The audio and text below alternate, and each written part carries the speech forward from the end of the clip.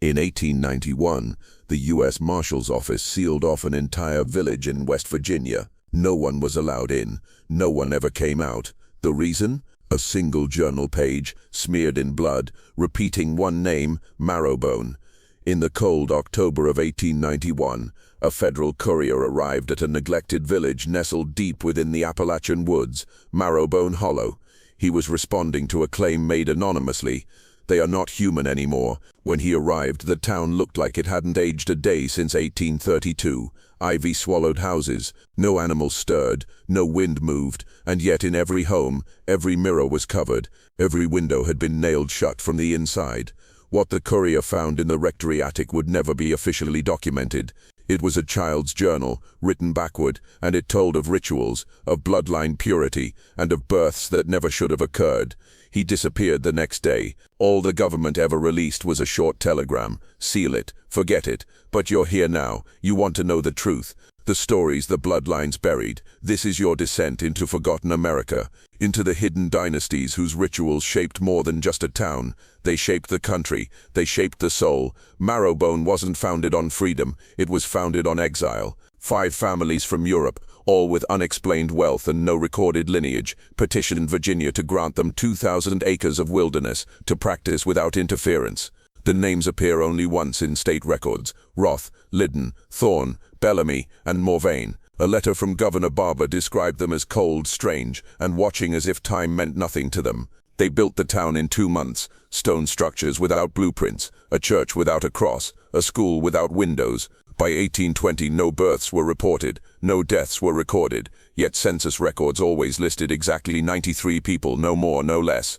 Every outsider who visited remarked on the same thing: the residents never made eye contact. They didn't speak unless spoken to, and they all looked alike, too alike. Their children, they were never seen during the day. Local legend calls them the Nightborn, offspring of an oath older than the land itself. By 1830, surrounding towns whispered a phrase still banned from public speech: the hollow never dies, it only absorbs. The first gravedigger to speak out was buried alive. His name was Elias Kitt, a former Union soldier turned caretaker for the Marrowbone burial grounds. After a year of work, Elias confessed to the local preacher in nearby Boone County, "I've dug 47 graves, but I've never buried a child, and I've seen many that should be." That night, his tongue was cut out. 2 days later, he was found suffocated beneath 6 feet of untouched soil, inside a coffin that bore no name. An exhumation attempt in 1844 failed violently. The governor's team arrived with 12 men. Within 2 hours, 7 had gone missing. One was later found crawling in the creek, whispering their eyes weren't dead. Just inside the children's schoolhouse, behind a false wall, they found 12 dolls carved from bone. Each had a name seared into the forehead. None of those names appear in census records, but one of them matched the name found in the bloody journal decades later: Wroth and Morvane. Whatever happened in Marrowbone Hollow, it involved children, not dead ones, not living ones, something between. Between 1835 and 1859, over 78 orphans vanished from sanctuaries across West Virginia, Kentucky, and Maryland. The connection: every orphanage had received a donation from the Bellamy Foundation, an untraceable philanthropic group linked to the founding families of Marrowbone Hollow. Reports surfaced of well-dressed men with teeth too white, arriving at night to collect special children, described as unusually intelligent, silent, or immune to pain. One nun from St. Bertha's Orphan Asylum documented her horror before taking her own life. Her final diary entry read, "They don't adopt them, they claim them. By blood, they say, but their blood is dark as oil and cold as the stone in their pockets. I heard them chant. I saw the child glow. The Bellamy Oath, rumored to be a pact signed in bone and ink, promised generational control in exchange for purity of blood. But what did that mean? And why were they so obsessed with children that had no last names? One boy escaped. He made it to a church in Kentucky before dying of fever, he wrote on the wall with his own blood, "I am not one of them, but I was born from them." Every American town had a church except this one. The Marrowbone Church was constructed entirely of black pine. No windows, no steeple, no crucifix. Instead, above its altar hung a mirror, and beneath it, a bowl of salt and teeth. A traveling Methodist preacher once tried to hold mass there. After the first prayer, every candle blew out, the doors bolted shut. His wife later found him miles away, naked and speaking in a tongue no one recognized. He never preached again. Inside the church walls they found markings in Old Latin, Phoenician, and something far older. Carvings of trees with inverted roots, symbols etched into the floor like surgical incisions. But most disturbing of all, on the underside of every pew, initials carved into the wood, over 300 names, all children. No records matched any of them. In the church's foundation, historians found something sealed in lead, an infant's jawbone, with adult molars. Whatever they worshipped, it wasn't Christ. It was something older, buried in blood and silence. The townsfolk didn't pray. They remembered. In 1866, a government surveyor named Nathaniel Brewer was tasked with mapping Marrowbone Hollow for railway expansion. What he encountered made him burn every copy of the map. He wrote a letter, unmailed, found decades later. It read, "They walk in twos, the twins, the Liddon girls, but I never saw them blink, not once, not when the sun hit their faces, not when I screamed. The Liddon twins were born in 1851, Cordelia and Maeve. They were never seen apart. Villagers claimed they could move things without touching them, make animals bleed without injury. In 1870, 6 children vanished after playing near the Liddon barn. Only one was found, blind, hair turned white, hands worn to the bone. He drew 2 circles over and over, always touching. The sisters died on the same day in 1893, never aged past 21, and were buried side by side. But each year on their death anniversary, the church bells ring, though the ropes are untouched, and each time the grave dirt stirs, as if something underneath is still awake. The Morvane family mansion still stands, though no one dares enter. Locals say the rooms move, that no map of the interior ever stays accurate for more than a day.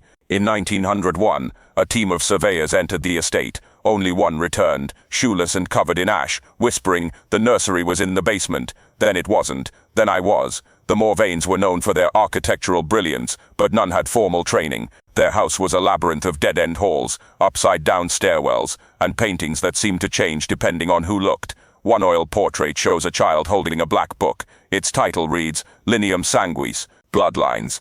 In 1923, a traveler from Georgia broke into the home. He left behind a journal, his last entry, "The door's open, but the exits are not real. I heard a baby crying. Then I realized it was beneath the floor. The wood had teeth. Some say the Morvane house was not built. It was grown, fed by rituals and bound in blood. The center of the hollow once held a bronze bell cast with no clapper, until 1877, when it mysteriously rang on its own. That night, 7 residents slit their throats in unison. No note, no motive. A child survived the ritual. Barely. She was deaf in both ears. Her name, Seraphine Wroth. When asked what happened, she only said, "The bell didn't call us, it summoned them." The next day, a federal team was sent to remove the bell. As they approached, every compass stopped working. The sky darkened, though it was noon. One soldier collapsed and began coughing up teeth. They abandoned the mission. Later analysis showed the bell was made from a metal not found on Earth.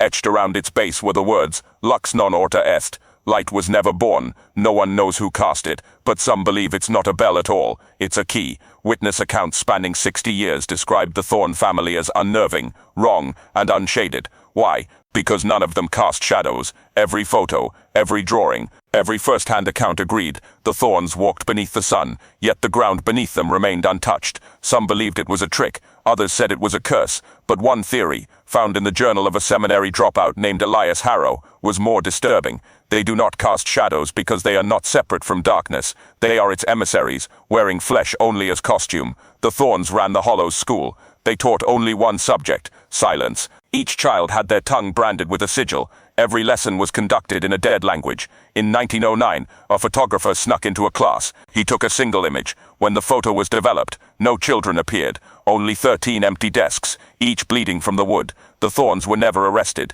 They were never seen again. But the school still stands, and the desks still stain. On September 14, 1888, a train carrying 32 orphans from New York to Illinois derailed, without tracks shifting or sabotage. It simply turned. Survivors reported waking up near Marrowbone Hollow, despite no station nearby. None remembered the crash. All they could recall were the lights, red and flickering, and the sound of singing, not from outside the train but from within the walls. When rescuers arrived, only 17 children were found. The others, gone without a trace. An orphan named Gideon, 8 years old, spoke only once about what happened. He said they chose the ones whose eyes glowed when the songs began. Authorities blamed it on faulty rail records. But a letter found inside the train's conductor booth, unsigned and scorched, read, "Delivery received. The blood remembers." The orphan train had been intercepted, not by men, by those who knew which children to claim. He was sent by the diocese in Charleston to bless the land. Father Emil Calden arrived in Marrowbone Hollow with incense, holy water, and unwavering faith. He lasted 3 days. Parish records show he held 1 mass. Witnesses said the moment he raised the host, the wine boiled in its chalice. He tried to leave that night, but never made it past the tree line. His horse was found dismembered, laid in a spiral of its own entrails. Father Calden's Bible surfaced months later. The pages had turned black, fused together. In its margins, scrawled over and over, was one phrase: "The roots drink deeper than you know." Locals whisper that Calden never left, that he wanders the woods in tattered vestments, eyes burned white, muttering prayers backwards. The church never investigated further. They erased his name from records. But in the hollow, there is a tree where the bark weeps blood every year on the date of his disappearance. And carved into that bark is a cross, upside down, split at the center. Cartographers tried to chart the hollow 16 separate times. Every map returned different. Rivers bent the wrong direction. Roads that didn't exist appeared. Homes vanished or multiplied. One surveyor from Boston, Isaac Penrose, brought the most advanced tools of the time. He stayed 3 weeks and returned gaunt, shaking, whispering. "The map doesn't show the town. The town shows the map what to become." He drew his final version in red ink by candlelight on human skin. At the center, instead of a compass rose, was a symbol resembling a fetus inside an Ouroboros. Penrose was institutionalized the following year. He never spoke again, but when nurses asked him to draw, he only made one image: a house, always with no doors, always with eyes. In 1913, a child named Alric Roth was sent to a private seminary in upstate New York. He never spoke, never blinked, never aged. Over 7 years he remained the same height, same weight, same unblinking stare. Then he began to draw. Hundreds of pages, each showing floods swallowing cities, children drowning, while something waited beneath the waves with open arms. The seminary excommunicated him. When they burned his sketches, the river behind the chapel rose 6 feet overnight. Alric disappeared soon after. His bed was found soaked in salt water. His body never recovered. But in the hollow, locals found a new carving at the river's edge. A boy with no face, arms stretched wide, and beneath him, "He returns when the world forgets what it means to drown." They called him the second drowning. Not a person, a prophecy. Inside the Roth estate is a sealed room. No windows, no doors, only a single ventilation slit. Yet passers-by hear whispering, voices speaking in a tongue no one recognizes. In 1931, a government researcher named Layla Ashcroft was granted access to investigate. She lasted 47 minutes. When the door reopened, she stumbled out with her mouth sewn shut from the inside, blood down her neck, eyes wide. She wrote one sentence in her journal before falling into a coma: "The room remembers what your blood forgot." No one ever entered again. The voices continue, but now they speak names of people who haven't been born yet. The Morvane midwife kept a secret. She delivered a stillborn child in winter of 1854. Male, no heartbeat, no breath. She wrapped the infant in linen, but as she turned away she heard a sigh. The baby blinked and smiled. She raised him in silence, away from town. He never cried, never slept. At age 10, he drew maps, not of Marrowbone as it was, but of how it had been hundreds of years prior. At age 12, he stopped eating, said the root fed him now. At age 13, he vanished. Only a hollow in the ground remained. Within it, 13 teeth, none human, each inscribed with scripture, not from any Bible. The midwife went mad, repeating a single line until death. He was never born, he was released. By 1927, an urban legend had solidified. Clocks don't tick in Marrowbone Hollow. Visitors reported watches freezing, daylight lasting 48 hours. Some even swore a full moon rose at noon. One physics professor, Dr. Malcolm Trevane, tried to study it. He brought 5 students, 2 radios, and 6 clocks. The radios melted, the clocks reversed. His final recording played only 2 words, looped infinitely: "Turn back." Dr. Trevane was found miles away, his eyes replaced with pocket watch gears. In his clenched hands, a note: "Time does not pass here, it coils." In the Roth Manor hangs a single family portrait, dated 8. It shows the 5 founding families, 23 individuals. But each year, one detail shifts. A new face appears. Another vanishes. In 1911, a federal agent photographed it. The image developed with no faces at all, only bleeding silhouettes. Local legend claims, when the final face disappears, the hollow will rise. Not metaphorically, geographically. One child, tasked with cleaning the hall, swore she saw her own face on the painting, a face she didn't have yet. 6 months later, she vanished. Her shoes were found below the frame, still warm. A construction team expanding a rail line near Marrowbone unearthed a human skull sealed in lead. Inside was a letter, inked in blood. It was dated October 3rd. "They are not families. They are vessels. They wear our names but serve the seed. The soil is not soil. The air is not air. What lives beneath the hollow is older than speech and sicker than sin. Do not speak their names. Do not bury your dead here, and if you hear the bell, run. Signed, Reverend Elias Morton. The rail line was never completed. Workers refused to return. The ground where the skull was found, it's now overgrown with thorn bushes. Nothing grows there, and nothing dies. A federal official was sent to conduct a mandatory wartime census. He filed one report, then vanished. The report contained a single list, 93 names, the exact same names recorded in 1832, same spellings, same birth dates. No one had died, no one had aged. The final page bore a chilling message, handwritten in charcoal. The hollow is not a place, it is a wound, a living one. And wounds, remember. The document was classified immediately, but pieces leaked, enough to ignite decades of whispers, disappearances, and silence. No further census was ever attempted. The government erased the location from maps, but Marrowbone still breathes, waiting. You've heard the names: Wroth, Bellamy, Liddon, Thorn, Morvane. But have you looked into your own family tree? Have you ever wondered about that missing birth record, that forgotten ancestor, that gap between generations no one could explain? They didn't vanish. They were absorbed. Because the bloodlines never ended. They dispersed. Into towns, into churches, into you. You feel it, don't you? The hollow ache in your memory. The unspoken terror in your dreams. They don't want to be forgotten. They want to be remembered. Because remembrance feeds them. And now you've remembered. So the hollow knows your name. And it waits.